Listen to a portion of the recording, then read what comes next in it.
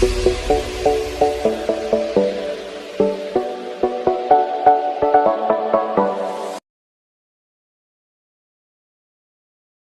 Back to my channel friends. இன்றைக்கி நான் உங்களுக்காக கொண்டு வந்திருக்க மூவி புல்புல். ஒரு அருமையான ஹாரர் மிஸ்ட்ரி மூவி தான் இன்றைக்கி நம்ம பார்க்க போகிறோம். அங்கே வீடியோக்குள்ளே போகலாம். 1881 நடக்கிற மாதிரி கதை ஸ்டார்ட் ஆகுது. அப்போ ஒரு 5 வயசு சின்ன பொண்ணு மாமரத்து மேலே உட்காந்துருக்கா. அவளை பொண்ணு பார்க்க வராங்க அப்படின்னு கூட தெரியாமல் அவள் அதில் உட்காந்துருக்கா. அப்பளையே வரவேற்கிறாங்க ஆரத்தி எடுத்து. 3 பேரும் அண்ணன் தம்பி இருக்காங்க. அதில் மஹிந்திரா தான் மூத்தவர். அவரோட ட்வின் பிரதர் தான் நீல். அவருக்கு தான் இப்போ கல்யாணம். அவர் தான் புல்புல்ல கல்யாணம் பண்ணிக்க போகிறவர். அவரோட தம்பி சத்யா. புல்புல் மாதிரி சின்ன பையன். அப்போ சத்யா அங்கேயும் இங்கேயும் ஓடி விளையாடிட்டு இருக்கான். அவங்க அண்ணியான வினோதினி இங்கே வா, இங்கே வந்து உட்காரு அப்படின்னு சொல்கிறாங்க. இல்லை அப்படின்னு சொல்லிட்டு அங்கேருந்து போகிறான். அப்போ புல்புல் அவங்க அம்மா தேடிட்டு இருக்காங்க. இவனும் பின்னாடியே அவங்க ஃபாலோ பண்ணி போகிறான். இங்கே தான் இருக்கியா அப்படின்னு சொல்லிட்டு மரத்து மேலே இருந்த புல்புல்ல அவங்க அம்மா கீழே இறக்குறாங்க. மறுபடியும் ஒன்று ஃபஸ்ட்லேருந்து ரெடி பண்ணணுமா அப்படின்னு சொல்லிட்டு இருக்காங்க. அதே டைம் சத்யாவும் அங்கே வரான். இங்கே ஒன்றை தூக்கிட்டு போக தான் வந்திருக்கோம் அப்படின்னு சொல்லிட்டு சத்யா சொல்கிறான். அதை கேட்டு புல்புல் அவனை அடிச்சிடுறா. அதுக்குள்ளே அவங்க அம்மா அவங்க உண்மையை தானே சொல்கிறாங்க அப்படின்னு சொல்லிட்டு அங்கேருந்து அவளை தூக்கிட்டு போயிடுறாங்க. அவளுக்கு மறுபடியும் அலங்காரம் பண்ணிகிட்ருக்காங்க. அவள் காலில் மெட்டியை போட்டு விடுறாங்க. அப்போ அவள் கேட்குறா, மெட்டி எதுக்கு அப்படின்னு சொல்லி கேட்குறா. அப்போ தான் நீ எங்கேயும் பறந்து போகாமல் இருப்ப அப்படின்னு சொல்லிட்டு சொல்கிறாங்க. பறக்கிறதா? எப்படி, பறவை மாதிரியா அப்படின்னு சொல்லிட்டு கேட்குறா. இல்லை கட்டுப்பாட்டோடு இருக்கிறது, கட்டுப்படுத்திக்கிறது அப்படின்னு சொல்கிறாங்க. கட்டுப்படுத்துறதுனா என்ன அப்படின்னு சொல்லிட்டு அவள் கொஸ்டின் பண்ணுறா. அவளுக்கு கல்யாணம் நடக்குது. அப்போ வெத்தலையோட இடுக்கில் சத்யா தெரிகிறான். அவன் தான் இவளோட ஹஸ்பண்ட் அப்படின்னு சொல்லி அவன் நினச்சிக்கிறா. அதுக்கப்புறம் அவள் தூங்கிட்டு இருக்கா. எங்கன்னு பார்த்தா பல்லக்கில். எங்கே போயிட்டுருக்கோம் அப்படின்னு சொல்லிட்டு அவள் தேடுறா. அம்மா அம்மா அப்படின்னு சொல்லிட்டு அங்கேயும் இங்கேயும் பார்த்துட்ருக்கா. அப்போ வினோதினி சத்தம் போடுறா. என்ன சத்தம் போட்டுட்டு வர அப்படின்னு சொல்லிட்டு. அதுக்கு உடனே சத்யா சொல்கிறான், அவள் பயந்துட போகிறா, அப்படிலாம் பேசாதீங்க அப்படின்னு சொல்கிறான். சரி வா, நான் உனக்கு ஒரு கதை சொல்கிறேன் அப்படின்னு சொல்லிட்டு அவகிட்ட சுடாயில் அப்படின்னு ஒரு பேயை பற்றி கதை சொல்கிறான்.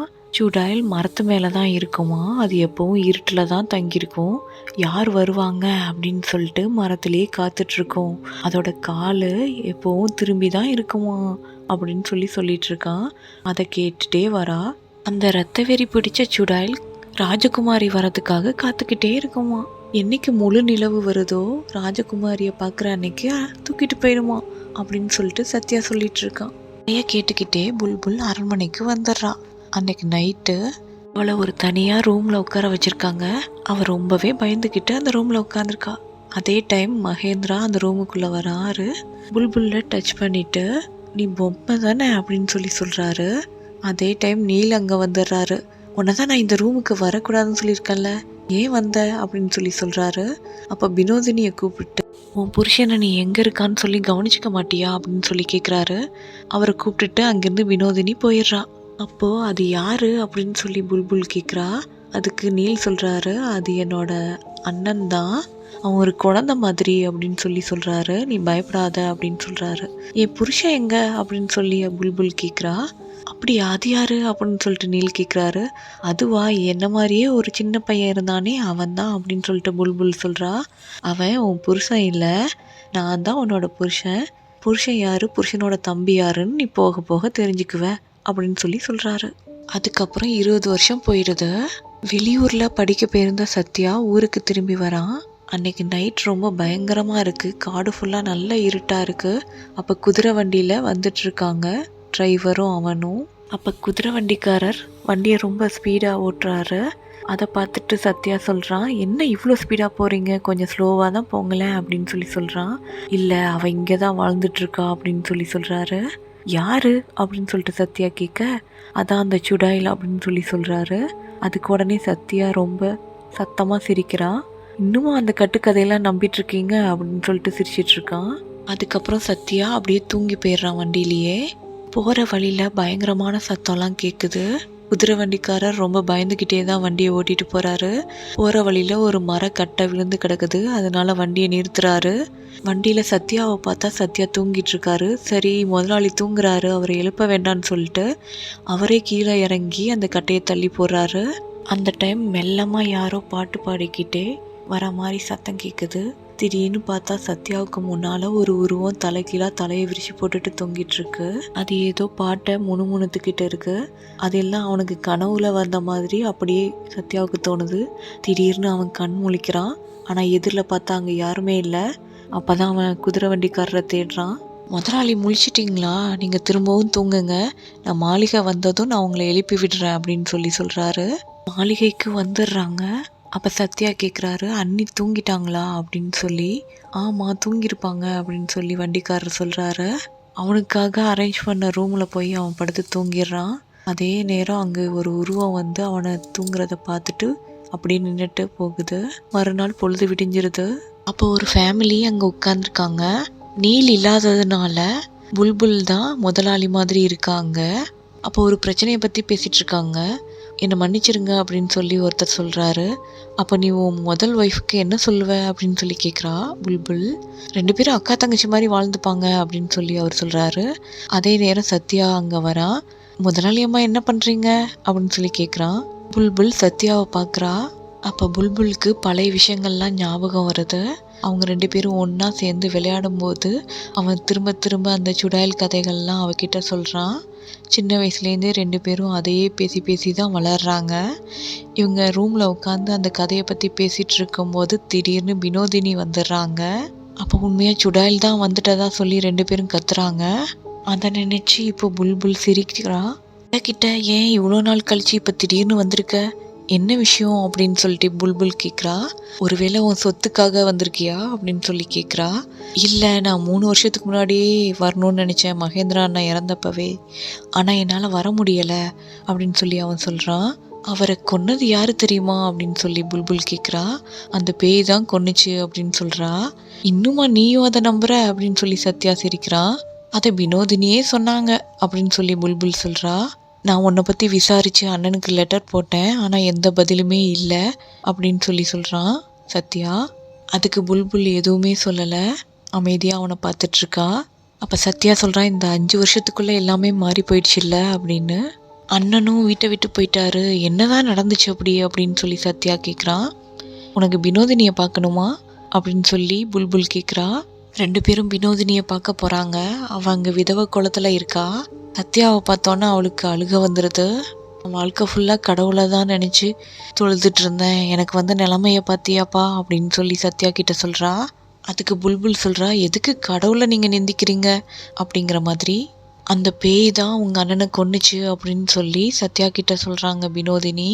அன்னைக்கு காளி பூஜை நடந்துச்சு, போயிட்டு வந்து பார்க்கும்போது உங்கள் அண்ணனை அந்த பேய் கொன்னுடுச்சு அப்படின்னு சொல்லி சத்யா கிட்ட சொல்கிறாங்க. அதே நேரம் புல்புல் சொல்கிறா ஒரு பையன்கிட்ட, ஊரில் யாருக்காவது ஜுரம் வந்தால் கூட அந்த பேய் தான் கொன்னுச்சுன்னு சொல்லிடுவாங்களே அப்படிங்கிற மாதிரி. அப்போ மகேந்திராவுக்கும் காய்ச்சல் வந்து தான் இறந்தாருன்னு சொல்கிறியா அப்படின்னு சொல்லிட்டு புல்புல் கிட்ட வினோதினி சொல்கிறா. அதுக்கு உடனே புல்புல் சிரிக்கிறா. நான் என் கண்ணால் பார்த்தேன், ரத்த சுவடு இருந்துச்சு, கால் திரும்பி இருந்துச்சு அப்படின்னு சொல்லிட்டுருக்கா. வண்டியில் சத்யாவும் புல்புல்லும் போயிட்டுருக்காங்க. அப்போ அவளுக்கு பழைய ஞாபகங்கள்லாம் வருது.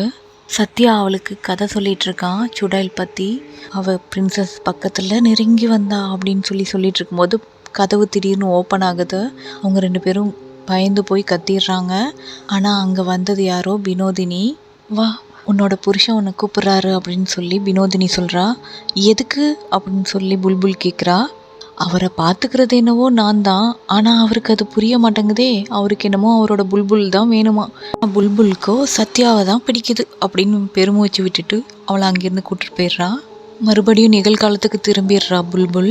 சத்யா கிட்ட சொல்கிறா, அந்த பேய் என்னவோ பகலெல்லாம் தூங்கிட்டு தான் இருக்கும், நைட்டில் தான் வந்து வேட்டையாடும் அப்படின்னு சொல்கிறா. அதுக்கு அவன் சொல்கிறான், நானும் அதை வேட்டையாட தான் போகிறேன் அப்படின்னு சொல்கிறான். அதுக்கு புல்புல் சிரிச்சிட்டு இருக்கா. அதுக்கப்புறம் டாக்டரும் புல்புல்லும் உட்காந்து பேசிகிட்டு இருக்காங்க. அந்த டைம் அங்கே சத்யா வரான். புல்புல்லோட காலை டாக்டர் அவர் மடியில் வச்சு ட்ரீட்மெண்ட் பார்த்துட்ருக்காரு. அதை பார்த்துட்டு சத்யா ஒரு மாதிரி ஃபீல் பண்ணுறான். என்னாச்சு காலுக்கு, என்ன ப்ராப்ளம் அப்படின்னு சொல்லி கேட்குறான். இப்போ புல்புல் டாக்டர் கிட்ட சொல்கிறா, மாஸ்டர் இப்போ ஒழுங்காக நடந்துக்கிறாரா அப்படின்னு சொல்லி. மாஸ்டரா, எந்த மாஸ்டர் அப்படின்னு சொல்லிட்டு சத்யாவும் கேட்குறான். ஓ அதுவா, தினகர் அப்படின்னு சொல்லிட்டு டாக்டர் சொல்கிறாரு. அவர் ரொம்ப நல்ல மனுஷனாச்சே அப்படின்னு சொல்லிட்டு சத்யா சொல்கிறான். அதுக்கு புல்புல் சொல்கிறா, அதெல்லாம் ஒன்றும் உண்மை இல்லை, அவரோட ஒய்ஃபை கேட்டால் தான் தெரியும், அவள் எலும்பு முறிஞ்சு போனது எப்படின்னு கேட்டால் தெரியும் அப்படின்னு சொல்கிறா. அதுக்கு டாக்டர் உடனே சொல்கிறாரு, எங்கே அவங்கள கேட்டால் நான் மாடியிலேருந்து விழுந்துட்டேன், அதனால தான் எலும்பு முறிஞ்சதுன்னு சொல்கிறாங்க அப்படின்னு புல்புல்லை பார்த்துக்கிட்டே சொல்கிறாரு. இவங்க பேசுகிற எதுவுமே சத்யாவுக்கு புரியவே இல்லை. அந்த டைம் டாக்டர் சுதீப், ஓகே முதலாளி அம்மா நான் கிளம்புறேன் அப்படின்னு சொல்கிறாரு. அதுக்கு உடனே புல்புல் சொல்கிறா, உங்களை எத்தனை தடவை இதை மாதிரி சொல்லாதீங்கன்னு சொல்லியிருக்கேன் அப்படின்னு சொல்லிட்டு, என்ன சொன்னாலும் நீங்கள் தான் முதலாளி அம்மா அப்படின்னு சொல்லிட்டு டாக்டர் சொல்கிறாரு. நீங்கள் வேட்டைக்கு போகிறீங்களா சத்யா கூட அப்படின்னு சொல்லி கேட்குறா. இல்லை இல்லை, நான் ஒரு டாக்டர், எனக்கு உயிரை காப்பாற்ற தான் தெரியும், வேட்டையாட தெரியாது அப்படின்னு சொல்லி அவர் சொல்கிறாரு. அப்புறம் சுதீப் அங்கேருந்து போயிடுறாரு. அப்போ சத்யா புல்புல் கிட்ட கேட்குறான், நீ பழைய மாதிரி இல்லை, அந்த இன்னோசண்ட்டாக இல்லை, ஏதோ வித்தியாசமாக இருக்குது அப்படிங்கிற மாதிரி. என்ன நீ இப்படிலாம் பேசிகிட்டு இருக்க அப்படிங்கிற மாதிரி புல்புல் சொல்கிறா. அதுக்கு நீ ஏதோ முகத்தெரை போட்டிருக்க, அதை முதல்ல எடு அப்படிங்கிற மாதிரி சத்யா சொல்கிறான். அன்னைக்கு ராத்திரி எல்லாருமா சேர்ந்து வேட்டைக்கு போகிறாங்க. அப்போ தினகரும் சத்யா கூட போகிறாங்க, டாக்டரும் அவங்க கூட போகிறாங்க. இன்றைக்கி அந்த பேயை ஒழிச்சு கட்டாமல் விட மாட்டேன் அப்படின்னு சொல்லிட்டு சத்யா சொல்கிறான். அந்த டைம் எல்லோரும் நடந்து போயிட்டுருக்கும்போது தினகர் மட்டும் ஏதோ தனியாக சத்தம் கேட்குது. அந்த சைடு அவர் மட்டும் தனியாக நடந்து போயிடுறாரு. திடீர்னு ரொம்ப காற்றடிக்குது. யாரோ அங்கே இருந்து பாட்டு பாடிட்டுருக்காங்க. அதை ஃபாலோ பண்ணி தினகர் போயிட்டுருக்காரு. டாக்டரும் சத்யாவும் வேறு பாதையில் போயிட்டுருக்காங்க. அங்கே இருக்க ஒரு பாலடைஞ்ச மண்டபத்தில் ஒரு உருவம் நின்றுட்டுருக்கு, தலையை விரித்து போட்டுக்கிட்டு. அதை பார்த்துட்டு டாக்டர் அங்கே அதை ஃபாலோ பண்ணி போகிறாரு. அப்போ அவருக்கு பின்னால் தான் அந்த உருவம் நிற்கிது. அப்புறம் திரும்பி பார்க்கும்போது அந்த உருவம் காணாமல் போயிடுது. டாக்டரை ஃபாலோ பண்ணி சத்யா வந்துட்டுருக்கான். அந்த டைம் எல்லாரும் அலற சத்தம் கேட்குது. டாக்டரும் சத்யாவும் அங்கே ஓடி போய் பார்க்குறாங்க. அங்கே மரத்தில் தலைகீழாக தினகர் தொங்கிட்டுருக்காரு. டாக்டர் செக் பண்ணிவிட்டு அவர் இறந்துட்டதா சொல்கிறாரு. அப்போ டாக்டர், நீ காட்டில் ஏதாவது பார்த்தியா, இல்லை ஏதாவது சத்தம் கேட்டியா அப்படின்னு சொல்லிட்டு சத்யா கேட்குறான். இல்லை நான் எதுவும் பார்க்கல அப்படின்னு சொல்லிட்டு சுதீப் சொல்லிடுறாரு. மறுநாள் காலையில் புல்புல்லை பார்க்குற சத்யா வரான். புல்புல் கிட்ட சொல்கிறான், மிருகமும் கொல்லலை மனுஷனும் கொல்லலை, வேறு யார் கொன்றுப்பா அப்படின்னு சொல்லி தெரியலை அப்படின்னு சொல்கிறான். ஏன் அது ஒரு பொண்ணாக இருக்கக்கூடாதா அப்படின்னு சொல்லிட்டு புல்புல் கேட்குறா. ஒரு பொண்ணால் எப்படி இப்படி ஒரு கொலையை பண்ண முடியும் அப்படின்னு சொல்லிட்டு அவன் சொல்கிறான். அதே நேரம் வினோதினி அங்கே வரா. சத்யா சொல்கிறான், நான் தான் அண்ணியை வர சொன்னேன், நீங்கள் தனியாக இருக்கல்ல, உனக்கு துணையாக இருக்குன்னு தான் வர சொன்னேன் அப்படின்னு சொல்கிறான். ஓ, 2 பேரும் நல்லா பேசிகிட்ருக்கீங்க போல இருக்கே அப்படின்னு சொல்லிட்டு வினோதினி சொல்கிறா. அவளுக்கு எப்போவுமே புல்புல் மேலே ஒரே பொறாமையாக தான் இருக்குது. அப்போ புல்புல் சொல்கிறா, இது கூட எனக்கு சந்தோஷம் கொடுக்கக்கூடாதா அப்படின்னு சொல்லி கேட்குறா. வினோதினி பேச்சை மாத்துறா. சத்யா தான் என்னை இங்கே வர சொன்னான் அப்படின்னு சொல்கிறா. அதுக்கு சத்யா சொல்கிறான், அண்ணனோட நினைவு நாள் வருதில்ல, அப்போ எல்லோரும் ஒன்றா இருக்கலாம் அப்படின்னு சொல்லிட்டு தான் நான் வர சொன்னேன். நீயும் இங்கே தனியாக தானே இருக்க, உனக்கும் கூட ஒரு துணைக்கு ஆள் வேணும்ல, அவங்க இருக்கட்டுமே அப்படின்னு சொல்லிட்டு சத்யா அங்கேருந்து போயிடுறான். சத்யா போன அப்புறம் வினோதினி சொல்கிறா, நீ இந்த வீட்டில் ஒரு பொம்பளை தான், நீ ஒன்றும் தாகூர் கிடையாது, எவ்வளோ நாளைக்கு இதெல்லாம் பண்ணிக்கிட்டு இருப்ப அப்படின்னு சொல்கிறா. அப்போ புல்புல் அவளை ஒரு பார்வை பார்க்குறா. அதை பார்த்ததும் வினோதினி பேச்சை மாற்றிடுறா. ஒருவேளை உனக்கு இந்த கிரே கலர் புடவை ஷூட் ஆகலையா இருக்கும், அதனால தான் நீ ரொம்ப டல்லாக தெரியுறன்னு நினைக்கிறேன் அப்படின்னு சொல்கிறா. அதுக்கு புல்புல் சொல்கிறா, எல்லாரும் உங்களை மாதிரியே இருக்க முடியுமா, வெள்ளை புடவையில் கூட நீங்கள் அழகாக தான் தெரியுறீங்க அப்படின்னு சொல்கிறா. வினோதினி அமைதியாயிடுறா. புல்புல் பழசை நினச்சி பார்க்குறா. சத்யா கீழே நிற்கிறத புல்புல் மாடியிலேருந்து பார்க்குறா. அவங்க 2 பேரையும் வினோதினி வாட்ச் பண்ணிகிட்ருக்கா. அப்போ புல்புல் கிட்ட சொல்கிறா, புதுசாக நகை புடவையெல்லாம் வந்திருக்கு, நீ பார்க்கலையா அப்படின்னு சொல்லி கேட்குறா. இல்லை நான் அப்புறமா பார்க்குறேன் அப்படின்னு சொல்லிட்டு அவள் சத்யா கிட்ட பேசுகிறதுக்காக அவசரமாக போகிறா. திரும்பவும் வினோதினி கூப்பிட்றா, கொஞ்சம் நில்லு அப்படின்னு சொல்லி.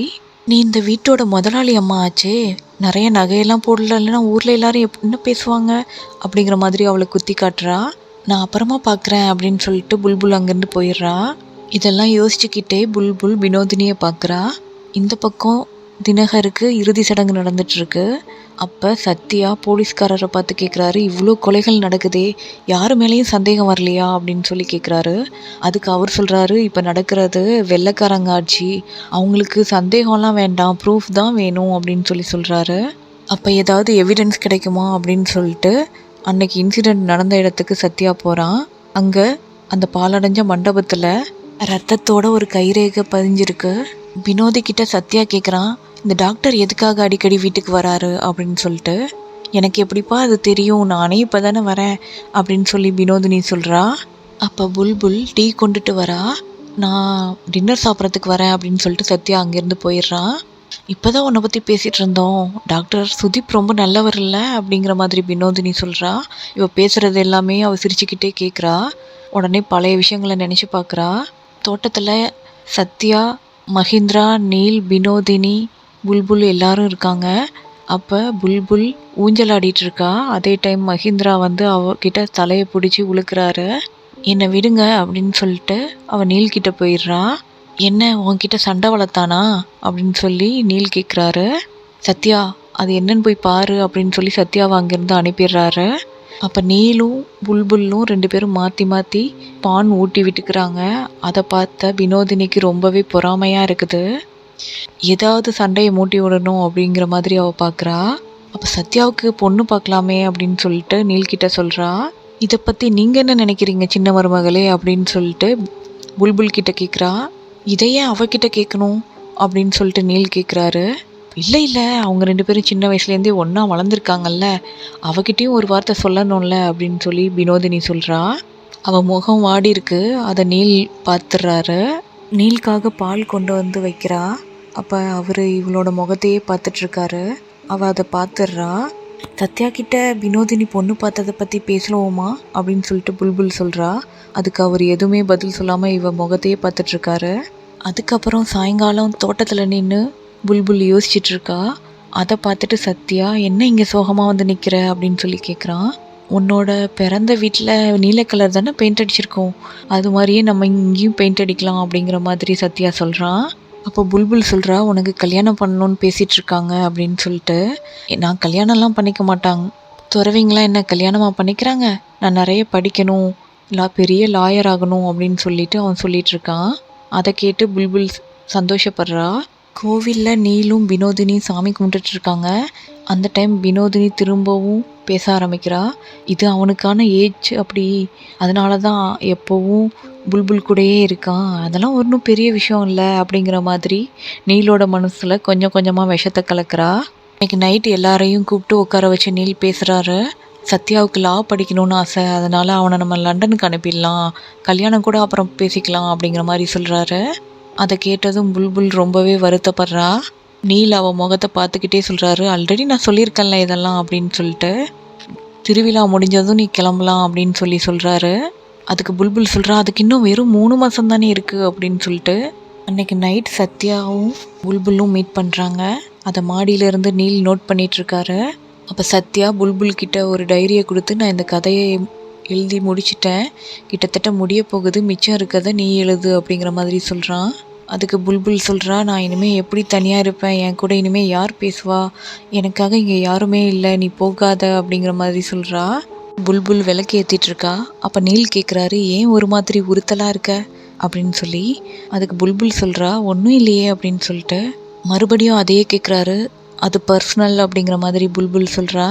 அதுக்கு அவர் சொல்கிறாரு, புருஷனுக்கே தெரியாத அளவுக்கு பொண்டாட்டிக்கு என்ன பர்சனல் வேண்டி இருக்குது அப்படின்னு சொல்கிறாரு. நான் கல்கத்தா வரைக்கும் போகிறேன் சத்யாவை கூட்டிட்டு அப்படின்னு சொல்கிறாரு.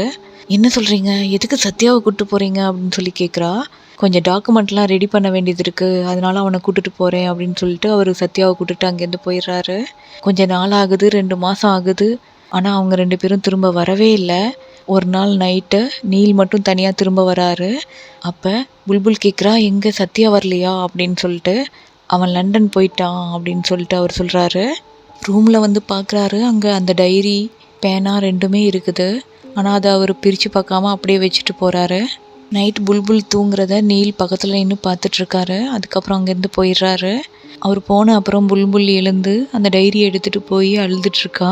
இந்த பேப்பரெல்லாம் நெருப்பில் போட்டு கொஞ்சம் கொஞ்சமாக எரிக்கிறா அழுதுகிட்டே. அது எரிஞ்ச அப்புறம் அதை போய் எடுக்கிறதுக்கு ட்ரை பண்ணுறா. ஆனால் அதுக்குள்ளே அது எரிஞ்சிருது. மகேந்திரா தூங்கிட்டானா அப்படின்னு சொல்லி வினோதினி கிட்ட நீல் கேட்குறாரு. நீலுக்கும் வினோதினிக்கும் ஏதோ ரிலேஷன்ஷிப் இருக்குது போல இருக்குது. அப்போ புல்புல் என்ன பண்ணுறா அப்படின்னு சொல்லிட்டு வினோதினி கேட்குறா. அவளுக்கு ரொம்ப கஷ்டமாக இருக்கும்ல அப்படின்னு சொல்லிட்டு நீலுக்கு இன்னும் கொஞ்சம் ஏற்றி விடுறா. ஏற்கனவே எரிஞ்சிட்ருக்க நெருப்பில் எண்ணெய் எடுத்து ஊற்றுற மாதிரி வினோதினி அவர்கிட்ட எதையாவது சொல்லிக்கிட்டே இருக்கா. நீல் அங்கேருந்து அவங்க ரூமுக்கு போகிறாரு. அங்கே நெருப்பு எரிஞ்சிட்ருக்கதை பார்த்துடுறாரு. அது என்னன்னு எடுத்து பார்க்கும்போது அதில் ஒரே ஒரு பேப்பர் மட்டும் மிச்சம் இருக்குது. அதில் சத்யா அப்புறம் புல்புல் அப்படின்னு எழுதியிருக்கு. அதை பார்த்தோன்னே செமையாக கோவம் வருது அவருக்கு. அதே கோவத்தோட அவர் ஒரு இரும்பு கம்பியை எடுத்துக்கிட்டு புல்புல்லை தேடி போகிறாரு. குளியல் அறையில் கண்ணை மூடி படுத்துட்டு இருக்கா. அவளை அப்படியே தலைமுடியை பிடிச்சி இழுத்து கீழே போட்டு அடி அடின்னு அடிக்கிறாரு. கொஞ்சம் கூட ஈவு இறக்கமே இல்லாமல் அவள் காலை அடித்து நொறுக்கிறாரு. அவள் ரத்த வெள்ளத்தில் அங்கே இருந்து கதறுன்னு கதறா. அதை கொஞ்சம் கூட கண்டுக்காமல் அவள் மேலே மேலே கோவம் தீர்ற வரைக்கும் அடிக்கிறாரு. அதுக்கப்புறம் டாக்டர் சுதீப் வந்து அவளுக்கு தையல் போட்டு விடுறாரு. எல்லாத்தையும் எலும்பெல்லாம் ரொம்ப நொறுங்கி போயிருக்கு. மாவு கட்டு போட்டு விட்டுருக்காரு. காலை அசைக்கக்கூடாது அப்படின்னு சொல்லிட்டு அங்கேருந்து வெளியில் வராரு. இவங்களுக்கு எப்படி இப்படி ஆச்சு அப்படின்னு சொல்லிட்டு நீல்கிட்டையும் வினோதினிக்கிட்டையும் கேட்குறாரு. அவங்க 2 பேரும் எதுவுமே சொல்லலை. அப்போ நீல் சொல்கிறாரு, டாக்டருக்கு வேண்டிய அமௌண்ட்டை கொடுத்து இங்கேருந்து அனுப்பு அப்படின்னு சொல்லி வினோதினிக்கிட்ட சொல்லிவிட்டு அவரும் வீட்டை விட்டு வெளியில் போயிடுறாரு. சொல்லாமல் கொள்ளாமல் வெளியூருக்கு போகிறாரு. அவள் கண்ணு முழிச்சு பார்க்குறா. வழியில் கதறி அழுறா. ஆனால் அங்கே பக்கத்தில் யாருமே இல்லை. இதெல்லாம் நினச்சிக்கிட்டே புல்புல் யோசிச்சுட்டு நின்றுட்டுருக்கா. விடிய காலையிலேயே சத்யாவோட கதவை யாரோ தட்டுறாங்க. அப்போ யாரும் வந்து பார்த்தா போலீஸ் தான் வந்திருக்காங்க. உங்களை இவ்வளோ காலையில் எழுப்புறதுக்கு மன்னிச்சிருங்க, மறுபடியும் ஒரு கொலை நடந்திருக்கு அப்படின்னு சொல்லி கூப்பிட்டு போகிறாங்க. அங்கே போய் பார்த்தா குளியல் தொட்டியில் ஒருத்தரை கொலை பண்ணி போச்சிருக்காங்க. அதை ஒரு குட்டி பொண்ணு தான் பார்த்தா அப்படின்னு சொல்கிறாங்க. அவகிட்ட கேட்டால் அவள் காளி தேவி தான் வந்து கொன்னதா சொல்கிறா. அவளுக்கு மயக்க மருந்து கொடுத்து அவளை தூங்க வச்சுருக்காங்க அப்படின்னு சொல்கிறாரு. இந்த பக்கம் டாக்டர் சுதீப்பும் புல்புல்லும் மாடியில் நின்று பேசிகிட்டு இருக்காங்க. புல்புல் அப்போ சிகரெட் பிடிச்சிட்ருக்கா. அதை வாங்கி டாக்டரும் பிடிக்கிறாரு. என்ன கொஞ்ச நாளாக இந்த பக்கமே வரதில்ல அப்படின்னு சொல்லிட்டு புல்புல் கேட்குறா. அதான் உன்கிட்ட பேசுகிறதுக்கு சத்யா இருக்கானே, நீ ரொம்ப பிஸியாக இருப்ப அப்படின்னு சொல்லிட்டு டாக்டர் சொல்கிறாரு. சத்யாவுக்கு இந்த டிடெக்டிவ் வேலை பார்க்கவே டைம் கரெக்டாக இருக்கும், அப்புறம் எங்கே நான் பேசுகிறது அப்படிங்கிற மாதிரி அவள் சொல்கிறா. அவனுக்கு என் மேலே சந்தேகம் இருக்குது அப்படின்னு சொல்லிட்டு டாக்டர் சுதீப் சொல்கிறாரு. அது என்ன சந்தேகம்னா உன்னையும் என்னையும் பற்றி தான் அப்படிங்கிற மாதிரி சொல்கிறாரு. நான் உன்கிட்ட நெருங்கவே முடியாது, அதனால் எனக்கு நானே வட்டம் போட்டு வச்சுருக்கேன் அப்படிங்கிற மாதிரி சுதீப் சொல்கிறாரு. நீங்கள் ஒரு கோலை அப்படின்னு சொல்லிட்டு புல்புல் சொல்கிறா. ஆமாம் உண்மைதான் அப்படின்னு சொல்லிட்டு அவர் சொல்கிறாரு. இவங்க 2 பேருக்குள்ளேயும் ஒரு அழகான ரிலேஷன்ஷிப் இருக்குது. இவங்க 2 பேரும் பேசுகிறத சத்யா கீழே இருந்து பார்த்துட்டே இருக்கான். அவன் எல்லாத்தையுமே தப்பாகவே நினச்சிக்கிறான். சத்யா கொலை நடந்ததை பற்றி எவிடன்ஸ் கலெக்ட் பண்ணிகிட்ருக்கான். அப்போ இந்த போஸ்ட்மார்ட்டம்லாம் யார் பண்ணா அப்படின்னு பார்த்தா டாக்டர் சுதீப் தான் எல்லா போஸ்ட்மார்ட்டத்தையும் பண்ணியிருக்காரு. அதனால் சுதீப் மேலே சத்யாவுக்கு டவுட் வருது. அதே டைம் புல்புல் உள்ளே வரா. அப்போ சிகரெட்டை எடுத்து அவகிட்ட நீட்டுறான். அவளுக்கு தெரிஞ்சிருது இவங்க 2 பேரும் பேசிகிட்டு இருந்தது சத்யா பார்த்துருக்கான் அப்படின்னு சொல்லிட்டு. அவளும் சிரிச்சுக்கிட்டே சிகரெட் எடுத்து புகைக்கிறா. சத்யாவும் ஒரு சிகரெட் எடுத்துக்கிறான். இப்போ நான் ஒரு கதை சொல்கிறேன், பயங்கரமான கதை அப்படின்னு சொல்லிட்டு சத்யா சொல்கிறான். ஒரு ஊருக்கு புதுசாக ஒருத்தன் வரானா, அவன் வந்த அப்புறம் தான் அங்கே நிறைய கொலையெல்லாம் நடக்குதான் அப்படின்னு சொல்கிறான். ஆனால் அது ஒன்றும் பயங்கரம் இல்லை. அதை விட பயங்கரம் என்னென்னா, அந்த ஊரில் உள்ள ஒரு பொண்ணும் அவனோட ட்ராப்பில் விழுந்துடுறாளாம் அப்படின்னு சொல்கிறான். அதை கேட்டுட்டு சிரிச்சிட்ருக்கா புல்புல். இப்போ சத்யா சொல்கிறான், அவளையே மறந்துட்டான், அவள் என்ன பண்ணுறா, அவள் பண்ணுறது சரியா தப்பான்னு கூட அவள் யோசிக்கிற நிலமையில இல்லை அப்படின்னு சொல்கிறான். அவளோட புருஷனை பற்றி கூட அவள் யோசிக்கலை, அவரும் அந்த ஊரை விட்டு போயிட்டாரு அப்படிங்கிற மாதிரி சொல்கிறான். கதை ரொம்ப நல்லா இருக்கு அப்படின்னு சொல்லிட்டு புல்புல் சொல்கிறா. நீ தப்பு பண்ணுற, சுதீப் உன்கிட்ட அட்வான்டேஜ் எடுத்துகிட்ருக்கான் அப்படின்னு சொல்லிட்டு சத்யா சொல்கிறான். அதை கேட்டுட்டு புல்புல் சிரிக்கிறா. என்ன நீ திடீர்னு ஒரு நாள் வந்துட்டு சுதீப் மேலே பொறாமப்படுற அப்படின்னு சொல்லிட்டு சிரிச்சிட்ருக்கா. அண்ணி அவன் பேரை சொல்கிறத நிறுத்து அப்படின்னு சொல்கிறான். அவள் திரும்ப திரும்ப வேணும்னே சுதீப் சுதீப் சுதீப்னு சொல்லிகிட்ருக்கா. நீ எவ்வளோ மாறிட்ட இல்லை அப்படின்னு சொல்லிட்டு சத்யா சொல்கிறான். நான் அண்ணனுக்கு லெட்டர் போட்டிருக்கேன், அவர் உன்னை ஏற்றுப்பாரா என்னன்னு கூட எனக்கு தெரியலை. ஒருவேளை அவர் உன்னை ஏற்றுக்காட்டா நீ திரும்ப உங்கள் வீட்டுக்கே போயிரு அப்படின்னு சொல்கிறான்.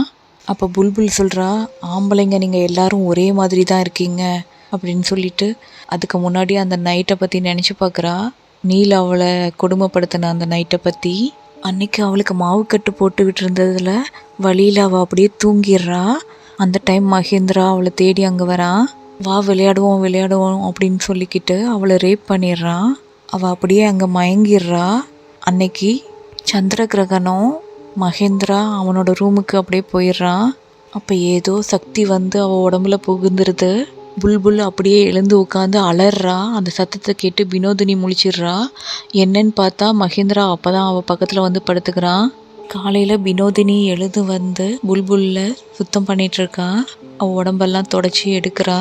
அப்போ அவகிட்ட சொல்கிறா, யார்கிட்டையும் இதை பற்றி பேசாத, இதெல்லாம் பெரிய குடும்பத்து விஷயம், இதை பற்றிலாம் வெளியில் சொல்லக்கூடாது.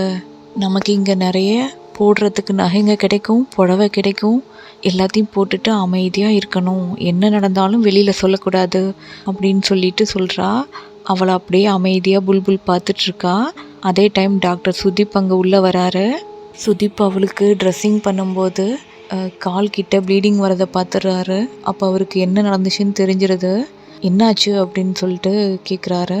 அதுக்கு புல்புல் சொல்கிறா, உங்களோட வேலை என்னவோ அதை மட்டும் பார்த்துட்டு இங்கேருந்து கிளம்பி போயிட்டுருங்க அப்படின்னு சொல்கிறா. மறுபடி திரும்ப நிகழ்காலத்துக்கு புல்புல் வந்துடுறா. வினோதினி அவகிட்ட வந்து பூஜைக்கு டைம் ஆயிடுச்சு, வா போகலாம் அப்படின்னு சொல்கிறா. 2 பேரும் பூஜைக்காக கோயிலுக்கு போகிறாங்க. அப்போ ஒரு சின்ன பையன் புல்புல் கிட்ட வந்து அழுதுட்ருக்கான்.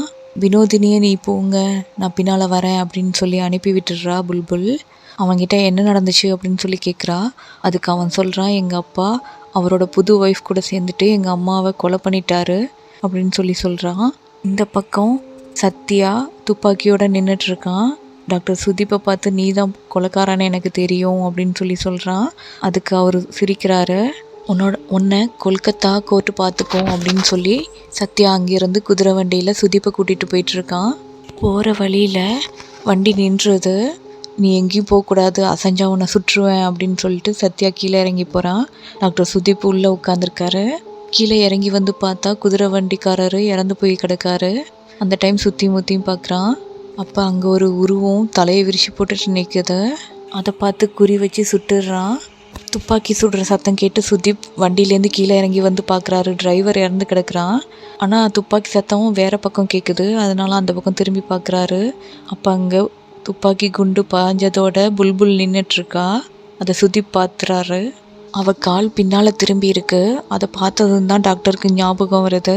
அவளுக்கு ட்ரீட்மெண்ட் கொடுக்கும் போதே அவள் காலை அவளால் திருப்ப முடியுது. அதை ஞாபகப்படுத்திட்டு முதலாளி அம்மா அப்படின்னு கூப்பிட்றாரு. அதுக்குள்ளே அங்கே சத்யா வந்துடுறான். டாக்டர் நான் அந்த சுடாயில் பார்த்தேன் அப்படின்னு சத்யா சொல்கிறான். சரி நீங்கள் உங்கள் மாளிகைக்கு போங்க அப்படின்னு அவர் சொல்கிறாரு.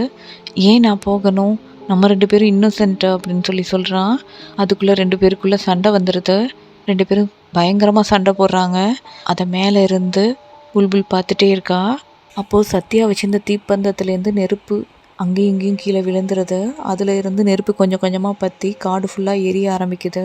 புல்புல் மரத்துக்கு மரம் கொஞ்சம் கொஞ்சமாக தாவி போயிட்டுருக்கா. இவங்க 2 பேரும் கீழே சண்டை போட்டுட்ருக்காங்க.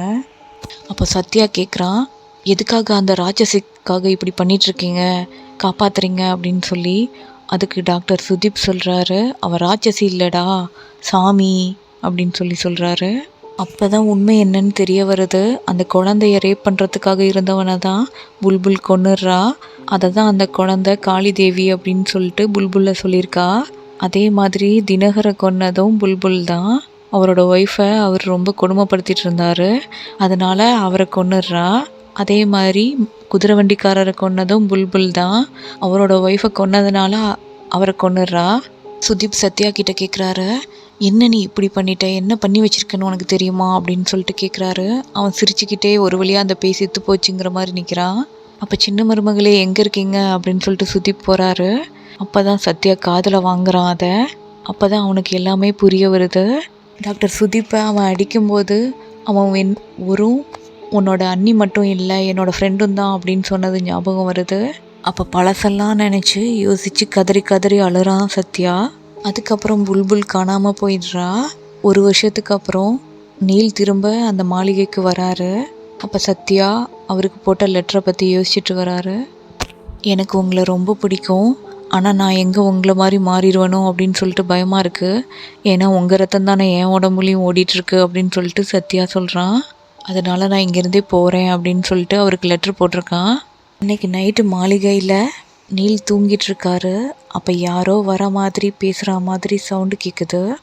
அவரை யாரோ கூப்பிடுறாங்க. அப்போ அவர் எழுந்து உட்காந்து பார்க்குறாரு அது யாருன்னு. அங்கே வந்தது வேறு யாரும் இல்லை, புல்புல் தான்.